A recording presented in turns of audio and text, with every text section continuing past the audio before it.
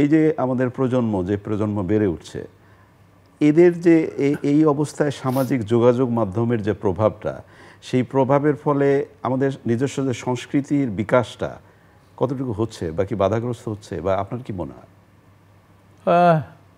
এইটা দুটো মত আছে। একটা হলো যে সমাজকে তো আমরা, সমাজের উন্নয়ন, অগ্রযাত্রা এগুলো আমরা থামিয়ে রাখতে পারবো না, কিন্তু একটা সমাজের পরিচয় কিন্তু তার সংস্কৃতিতে।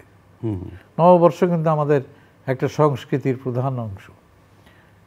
তো এখন যেটা হচ্ছে যে কোনো দেশ তার সংস্কৃতিকে রক্ষা করতে পারে নাই, ভাষাকেও রক্ষা করতে পারে না, অনেক ভাষা হারিয়ে গেছে, কিন্তু আমাদের বাংলা ভাষা এবং বাংলা সংস্কৃতিকে আমরা এখনও রক্ষা করে চলেছি। কিন্তু যদি আমরা এখানে কোনো অবহেলা করি এবং এই দিনগুলোকে আমরা যথাযোগ্যভাবে যদি পালন না করি, তাহলে একসময় আমাদের সংস্কৃতিও হারিয়ে যাবে।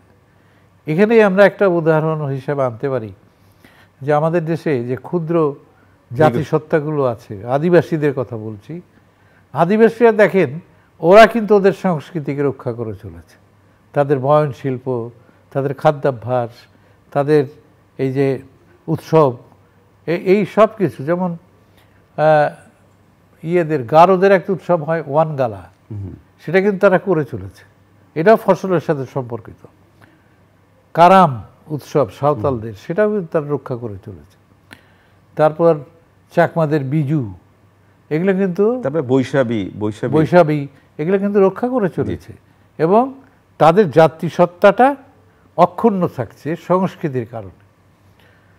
আমাদের এখানে যেমন একটা গ্লোবাল ভিলেজের কথা বলা হচ্ছে, সারা পৃথিবীর একটা ভিলেজ, তো সেই ভিলেজকে রক্ষা করতে গিয়ে দেখা গেল আমরা নিজস্ব সংস্কৃতিকে হারিয়ে ফেলছি।